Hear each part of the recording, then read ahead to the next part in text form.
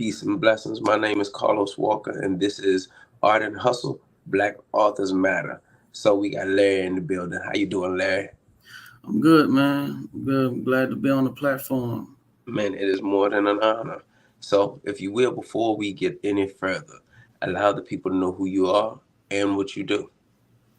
Well, my name is Larry Smith the third, and I've been writing books for about I should say 14 years now. And this is my actually last year was my first year filming. And the reason why I went into filming is because I'm doing the movies for every book that I've written. So I'm kind of like I got to a point where I got pretty much tired of asking for the funding for it and just went on into doing it myself. Shout out. Okay. And not just an author, you're a filmmaker. Well, yeah, I mean, if you got a book that that's a story, man, you're gonna end up doing that if you really want to see it on the screen. You Mm, know. I like that. I like that. So, let's get into your books. Tell me a little bit about the books. If you want to, I'm assuming it's I wouldn't say a trilogy because that's like three. I don't know what you call it, 5 book series. But Yeah. tell me a little bit about it. Well, the first book I published in 2010 was called "Smiling Through the Pain." It's a poetry book, and it was pretty much based on what was going on at the time, my thoughts and feelings, and you know what I'm saying. With me being diagnosed with schizophrenia, that's my whole mission for what I do. As far as outside of being a writer, but during that time, I published that book, and then my second book was called "The Other Side of Ecstasy," which is my memoir, and my third book was is called "The Power of Achievement," and that's a self-help book. That's actually my most powerful book, probably besides my memoir.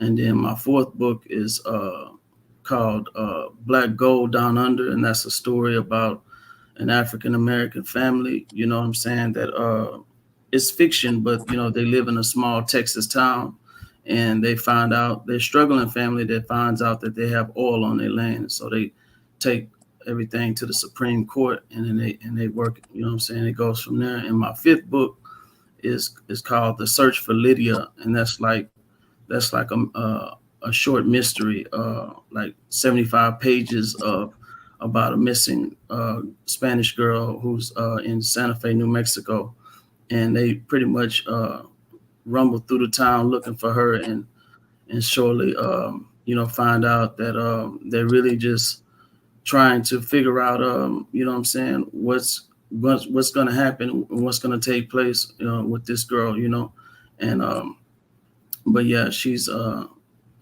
15 years old, and I went slowly into storytelling after a while because I was only doing like what do you call it, like just regular writing, but I never got into fiction until later on, in my writing career. Let me see. Question that I want to ask you: Hmm. how do you overcome schizophrenia?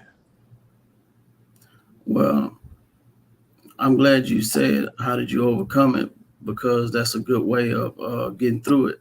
You know what I'm saying? But the fight never ends, because when they tell you you're diagnosed, you gonna understand why they tell you that, because you must be dealing with the symptoms of it. And the way I'm overcoming it is by using my gifts and talents. Mm, That's what's managing my symptoms. To be honest, and I thank God for allowing me to be able to have a talent, because I could be a person, withering with no purpose. And it doesn't mean that because you don't have a talent, you don't have a purpose. It just means that I'm thankful that I have something that I can do that make me happy. I But asked the question because once you said that you was at one point diagnosed with it, it made me think because me talking to you and me knowing a little bit about schizophrenia and certain things for you mhm, to address it also showed me that you have also overcame. Not that you ain't still, or thoughts may not pop up, but you know who you are. You know where you're going. So Yeah. you see what I'm saying? Because when like my memoir, when what everything took place in 2004, this is all in my movie and in my memoir. Is just when I was at the worst point of my life because I took a drug, ecstasy. That's why my book and movie is called The Other Side of Ecstasy, and it literally, you know, sent me on a really bad trip for a year, and it was the worst year of my life, 2004. And basically, my mission and my motive to that book and that movie, and it's a documentary on YouTube, is that I want to give hope to those who suffer from mental health illnesses, and also I want to break the stigma of how we are seen as far as crazy, you know what I'm saying, and all of that stuff. So like I feel proud that I organize my books properly and do things in order, because it's almost I'm almost without saying it, but I'm almost fighting against myself sometimes. But I've turned that into a different plight, which is like, you know what? How about we fight against the stigma versus fighting against myself? Because really, that is the whole point of stigma, to make you look at yourself like you're not worthy enough. You see what I'm saying? Now, I like to say we always fighting against self, Yeah. not just the person who's going through schizophrenia, but just humans. Period. It's us Hmm. against us. I can be me in the flesh, or I can be me in the spirit, and whichever one wins, or whichever one I feed, is the one that wins. So you're always going against self to become the better self. Hmm. So, and your other books, what made you decide to go into fantasy? To write about Lydia, to write about um, the people in Texas that find some old. The, Dig a little deeper into me. Let me understand this. Your mindset. these are ideas that take place when I'm getting ready to write my next book. I don't really have it. It's not really a backstory to it. It's just that it's something that comes to me when I'm ready to write a new book, like an idea, and I just build on it. Like most people say, hey, I want to do this, I want to do this, and they'll go all year round saying I want to do this, but when I get the idea, I actually start moving on it and I start writing it. And it takes me about a year to write my books. It used to take me 6 months, but I said, nah, I can't do that because it ain't long enough. You know what I'm saying? And it does in the book, it's not about length, it's about what's in it, right? But Not about quality. Quantity is about quality. I yeah, got it's about quality. And then you have some stores where they want it to be a standard size, but still, they'll still pick the book up if it has a potent message in it. you. You know, they will put it in there. And I'm also a writing coach, and I work with people, that want to write their story, but they don't know how to get it out. I work with them. You know what I'm saying? And I love doing that because it takes me back to when I first started and I didn't know what I was doing. You know what I'm saying? Larry, I truly appreciate you, man, for all the things that you have overcome, and for the things Mhm. that you're doing in your new season.